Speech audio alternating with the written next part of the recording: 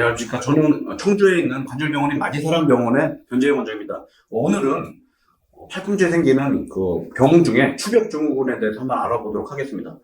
여러분들께서도 팔꿈치의 가장 흔한 통증의 원인이 외상가염, 이제 또 다른 말로는 이제 테니스 엘보라고 그러는데 이 병이 가장 흔한 병인 걸 알고 계시지 않습니까?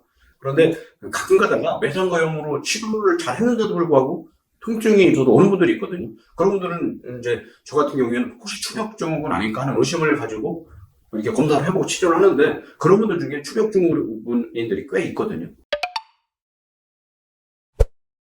추벽은 이쪽 그 요골이라는 뼈하고 소골이라는 뼈가 이루는 관절, 바깥쪽에 있는 관절과 관절 사이에 자라있는 얇은 막이 되겠습니다. 사실 추벽이라는 병이 가장 흔하게 생기는 부위는 무릎 관절이 되는데 무릎에서도 이런 추벽이라는 통증은 잘 진단하기가 힘들고요. 그래서 이제 치료가 지연이 되는 경우 있는데 팔꿈치도 마찬가지가 되겠습니다. 대부분 추벽이 있는 분들인 경우에는 이제 증상이 어떤 증상이 있냐면 팔꿈치 바깥쪽 통증이 있긴 한데 주로 이렇게 팔을 펴서 팔을 돌리는 일을 할 때 바깥쪽으로 통증이 더 심해지거나 계속적인 통증이 있다면 한번 추벽을 의심할 수가 있고 바깥쪽에 통증이 있다면 한번 의심을 해볼 필요가 있을 것 같습니다. 보통 이제 추벽이 있는 분들은 초음파로 잘 보이지는 않는 것 같고요. 정확한 진단을 하기 위해서는 우리가 이제 MR 검사를 하게 되는데 MRI보다는 MRA가 더 정확하게 추벽을 찾아낼 수가 있어서 저 같은 경우에는 조영제를 넣고 촬영하는 MRA 검사를 하는데 지금 보시는 사진은 추벽이 있는 분의 MRA 그 사진이 되는데 지금 이렇게 노랗게 원을 그린 안쪽에 보시면 검은 부위가 있지 않습니까? 이렇게 검게 원 안에 검게 보이는 부분이 있으면은 저희가 이제 추벽이 있다고 진단을 내리게 되겠습니다.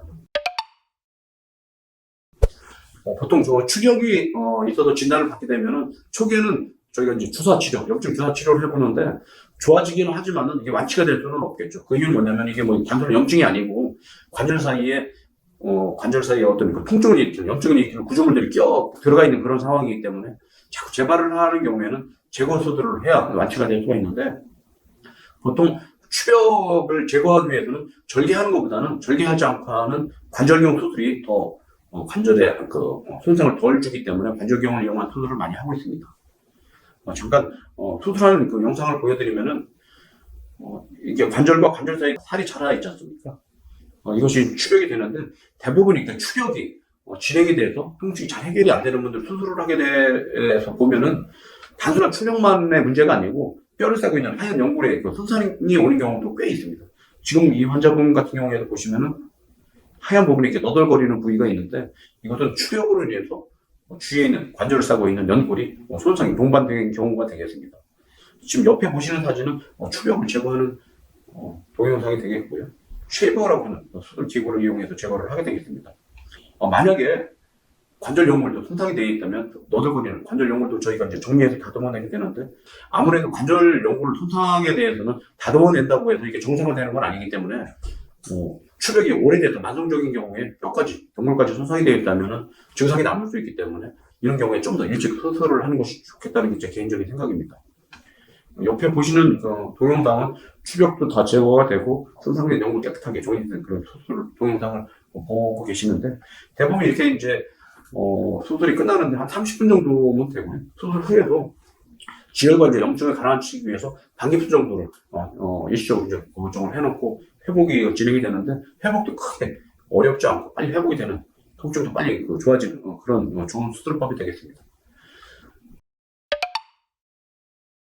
수술이 잘 된 것을 확인해 보기 위해서 우리가 MR 사진을 한 번 더 찍게 되는데 지금 보시면은 같은 환자를 이제 우리가 수술하고 나서 찍은 MR 사진이 되는데 원안에 보시면은 수술하기 전에 있던 검은 조직이 없어진 것을 볼 수가 있죠.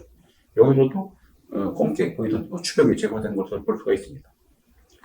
오늘은 팔꿈치 바깥쪽에 통증의 원인 중에 하나인데 외상가염만큼 흔하지는 않지만 통증의 원인은 추벽에 대해서 알아봤습니다. 혹시나 팔꿈치 바깥쪽 통증으로 인해서 외상가염으로 진단을 받고 치료하는 분들 중에 통증이 잘 해결이 안 되는 분이 계시다면 추벽 증후군도 한번 고려를 해보시라고 하고 이런 말씀 드렸습니다. 감사합니다.